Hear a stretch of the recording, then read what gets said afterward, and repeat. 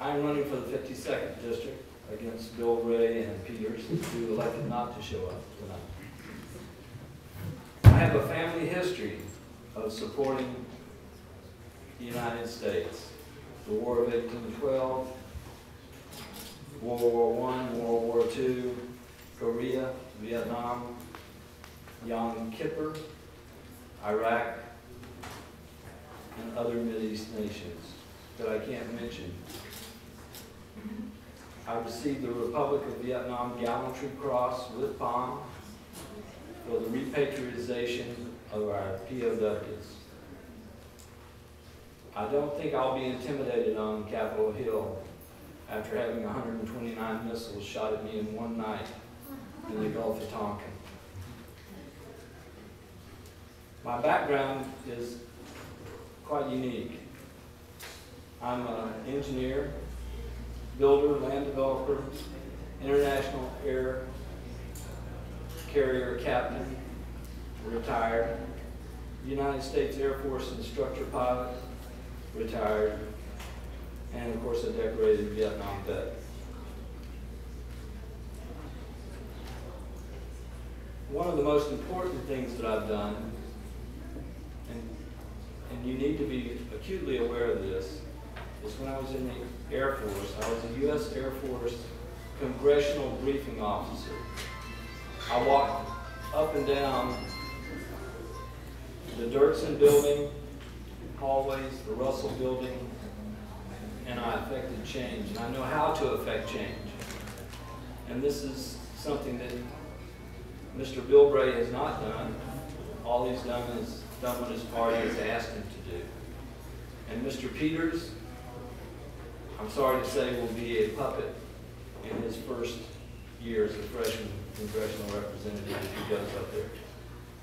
And I haven't seen that he's been very effective at all with our ports and our ecosystems.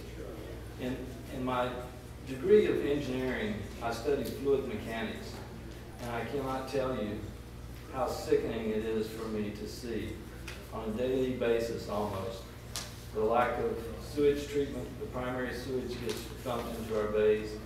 We need to control that, and we need to control the pollution of our ports for international growth, for industrial growth. I attended grad school at the University of Southern California. I've got about a 30-minute speech here, so I'm going to try to cut it down. We need change. Politics do not need to be the same as they've been in the past. Unfortunately, Democrats and Republicans march to the beat of what the party says. Under this system, nothing changes, and an environment right now exists of bigotry, hate, and hypocrisy. And that's something that I can't tolerate. My cousin, and I'm a junior cousin to him, won the Congressional Medal of Honor for flying in World War II. I won, as I said, the Vietnam Republic Gallantry Medal in Vietnam. I don't think that there's a family member of mine that wouldn't turn over in his grave if he saw what was happening on Capitol Hill today. We need independent leadership. I know how to provide that. I have the experience to provide that. I will provide that. After serving my country for 10 years in the United States Air Force, 6 on active duty, 4 years in the reserves, then I became an airline pilot and I flew for PSA, which you guys probably know here in San Diego. But we merged with U.S. Airways, and 29 years and 8 months later, I had my retirement taken away from me. U.S. Airways declared bankruptcy, and I had my medical benefits taken away from me. So at a mandatory retirement age of age 60, I had nothing left. And he's standing up, and so I'm just giving you my background, but what I will, can I have a few more? How much time do I have? 20 seconds. Okay. Well, so what else could go wrong? No union, no Democratic support, The company wanted the older pilots gone, and so they did. I sued the union, I sued the company. The appointed judge said, no, Moss dismissed the case. I ran out of money, I couldn't appeal the case. I lobbied Congress for retirement changes to age 65, and I was successful. However, there was no retroactivity, and so I didn't get to go back to my job because I'd already turned age 60.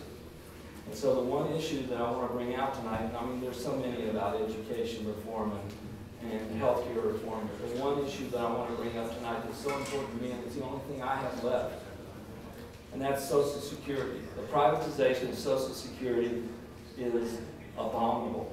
To think that we would give all those monies to Wall Street after what they've done, I can't imagine allowing them to utilize our funds that and they're not entitlements, folks. They're not entitlements at all.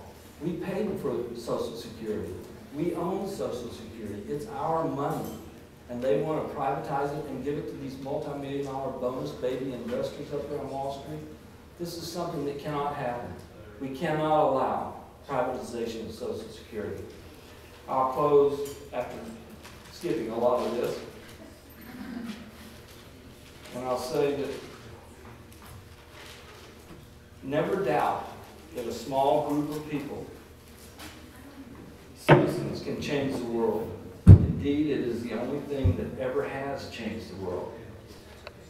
We, the citizens, can change, but we have to step up and we have to be non-apathetic. As an international captain, I flew to Ireland, England, and a lot of places, and they cannot believe how apathetic we were. Thank you for your patience, Daniel.